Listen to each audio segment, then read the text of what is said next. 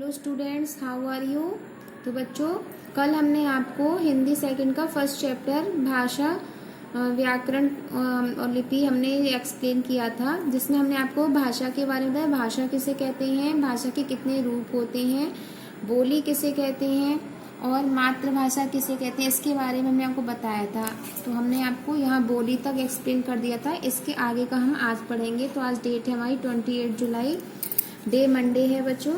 तो आज हम पढ़ेंगे भाषा और बोली में क्या अंतर होता है।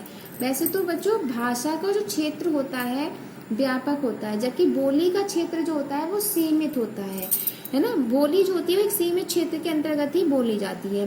भाषा में साहित्य की रचना करते हैं, लेकिन बोली में साहित्य की रचना नहीं होती है। बोली का साहित्य कथा, किंवदंतियों, लोकोक्तियों तक ही सीमित रहता है।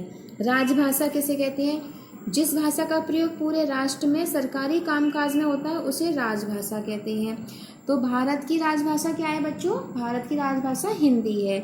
और हमारे संविधान में 14 सितंबर 1949 को हिंदी को भारत की राजभाषा के रूप में स्वीकार किया गया था। इसीलिए प्रत्येक वर्ष हम 14 सितंबर को हिंदी दिवस के रूप में मनाते हैं। विश्व में सबसे अधिक बोली जाने वाली भाषाओं में हिंदी भाषा का दूसरा स्थान है। अब बच्चों, यहाँ पर ये है, हमारे संविधान में अब 22 भाषाओं को मान्यता दी गई है, स्वीकृत किया गया है। पहले स्टार्टिंग में 15 थी, फिर 18 हुई, अब 22 भाषाएं हैं।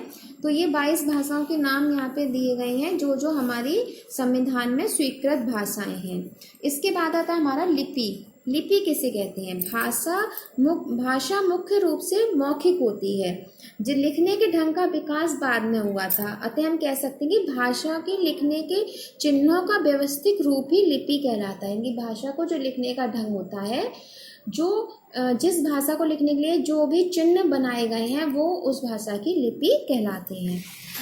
प्रत्येक भाषा को लिखने की व्यवस्था का या लिपि अलग अलग होती है। जैसे हिंदी जिस रूप में लिखी जाती है, अंग्रेजी वैसी नहीं लिखी जाती है ना। हिंदी की लिपि देवनागरी है, अंग्रेजी की लिपि रोमन है। तो इसी तरीके से हर भाषा की लिपि अलग अलग होती है। अब आता है बच्चों हमारा व्याकरण। व्याकरण किसे कहते हैं, वैसे तो बच्चों व्याकरण का ज्ञान बहुत जरूरी होता है हमारे लिए।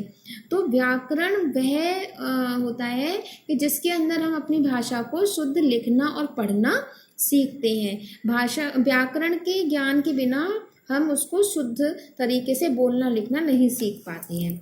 तो देखो यहाँ पे दिया है, भाषा में ध्वनि की एक निश्चित व्यवस्था होती है, जो भाषा के बोले जाने का आधार होती है। इसी प्रकार लेखन के लिए भी निश्चित चिन्हों की व्यवस्था होती है, जो भाषा को लिखित रूप प्रदान करती हैं।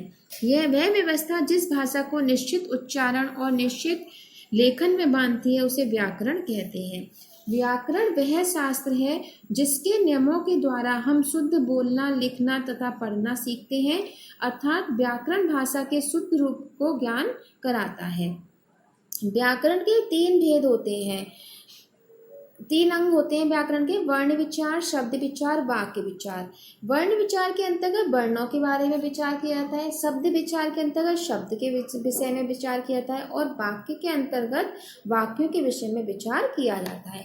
तो इस तरीके से बच्चों आपका ये फर्स्ट चैप्टर कंप्लीट होता है।